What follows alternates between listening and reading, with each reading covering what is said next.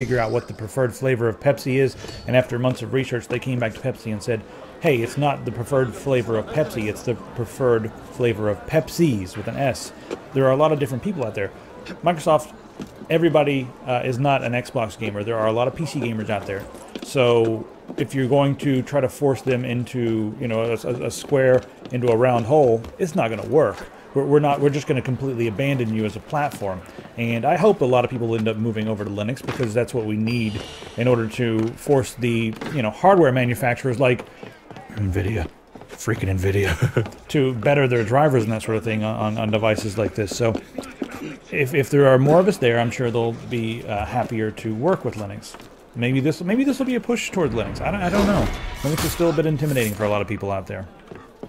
At least 20% of the Steam catalog is on Linux, which is a non-trivial amount of games.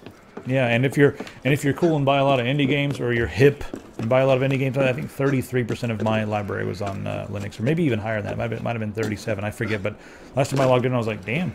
And it seems to, you know, be growing all the time. And a lot of the games on Good Old Games now, they're going to be Linux. They've added Linux support to a lot of them, so it's looking good. I mean, is there anything else we should talk about with this Microsoft business? Maybe the new headset that you were joking around with, the HoloLens. Yeah, so the HoloLens looks insane, and if it's real. It is if it's real. Yeah. Go ahead. Well, so the demo videos they have are of them playing Minecraft, and some of them, the ones that blew me away anyway. And it's augmented reality, but it's augmented reality that is interacting with the things that were in their environment. So they look down at a table, and on the surface of the table was like a Minecraft environment projected onto that, and then it was on the floor and the walls and the ceiling and the whole 9 yards. And so the type of technology necessary to pull that off, it's got to be able to basically get a 3D map of your environment. That's maybe Kinect technology, but it'll be Kinect technology from 10 years in the future, which is sort of disturbing if that's where they actually are. And then they would need insanely accelerated graphics. And the only insanely accelerated graphics that I'm familiar with also puts out an insane amount of heat, which I'm not really sure that you want to wear on your head. So I really wonder about battery life, and I really wonder about, you know, where is the processing happening? Maybe the processing is happening on an Xbox One, or, you know, the giant 80-inch Surface that they had, or something like that. I don't know. But if that's the case, then you know, it's interesting that Microsoft is able to sort of push the pixels back and forth between the devices like that. So it looks really interesting. I'd love to play with one, and apparently the people with Wired got to play with one, and they say it's for real. And so if that's the case, flat out magical. Actually, it might have been ours. Ours, I think Wired also played with it as well, but they said it was flat out magical. So that's encouraging. Google Glass did not get any kind of reviews like that. No. It didn't, and Kane picked his up and cursed at it a lot. I mean, he wore it around because it was cool for a little while, but he ended up cursing at it a lot. Some of the stuff, like, it's just too... it's like, I can't believe it until I see it myself. Even after I hear, you know, Ars Technica and Wired or whoever, like, I just can't believe it. I gotta put it on. It's way, like you just said, it's way too far ahead, and it doesn't make any sense. What are they doing? There's some black magic, voodoo evil going on here. Maybe Satya Nadella has a pact with the devil or something, and we didn't know about this. And that's how he took over the company in the first place. You know, like underground meetings, or maybe out there in some grove in California, running around naked in the woods. And now all of a sudden he's in charge of Microsoft and making magical satanic devices. Voodoo, Illuminati, Mason. 666 Mark of the Beast. Think about it. Yeah, that's enough of that. So, I love that conspiracy stuff online. It's so stupid. All right. I'm going to say something. Uber CEO has revealed some mind-boggling statistics. Apparently, they are destroying the market when it comes to them versus taxis in San Francisco. And I want to, for the San Francisco statistic, I want to say one thing. Yeah, that's obvious. There are literally like 2 taxis in San Francisco. So, of course, Uber's going to win there. It is interesting that their growth in New York is up 4 times a year over year. And then in London, they're growing at a rate of 5 to 6 times per year. That's crazy. The crazy... Okay, so in numbers, the numbers from that article...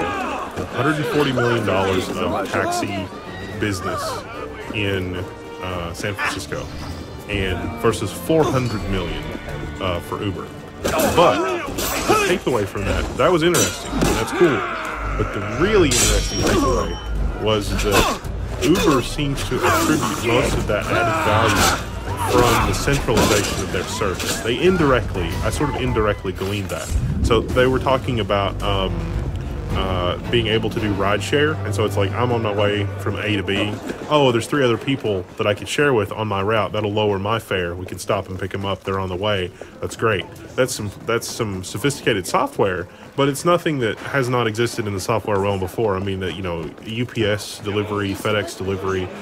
Those companies have had that type of software for quite a long time to optimize their delivery routes. In computer science, it's a difficult problem to solve, but it's not unsolvable because we've been doing that for quite a long time because it's a useful problem to solve. And so that, I think, is some of the inefficiency in the taxi industry to an extent that I had not imagined. And so Uber is really, really providing something valuable in terms of the organization, in terms of how they're the people that have rides available and selling that to the market and that kind of thing. And that's why they're able to make more money in the taxi industry. Now, if you were a large taxi company and you were seeing that, you'd be like, crap, there should be a taxi company out there buying a software company tomorrow to solve the problem. And then the taxi companies can come back and maybe address this. But holy crap, we need that everywhere. Not that Uber's anything great, but software. I don't know. I thought it was pretty cool. I mean, we even met some of our cool users because of Uber. We get in the car and they'll be like, "Hey," and they'll be like, well, "What are you doing the rest of the night?" And they're like, "Oh, we ended up going to like a LAN party or whatever, or a bar or something," because they're like, "Hey, you guys, what the hell?" So it's fun when you travel and meet somebody that way. But probably feel bad now because I'm sure they could have made more money not hanging out with us. I bought them a beer. And let's look at DARPA's Atlas robot, shall we? They are at a point where they are about to, quote-unquote, cut the cord with the Atlas robot. If you haven't seen the Atlas robot, it is freaky because it's kind of what I had pictured in my head when I thought of giant killer robots. So that's always fun. It is back, and it's 75% new. They rebuilt most of it. It now has better range of motion, and they originally created this thing to go into disaster combat zones and save civilians. So yeah, but it's probably going to have the power to neutralize threats or whatever whatever someone deems as a threat. So this thing's probably going to be loose in the world pretty soon, and it's a very small step in the first direction, but it's sort of the alpha that we look to for this sort of robot, and it's like going to be in use soon.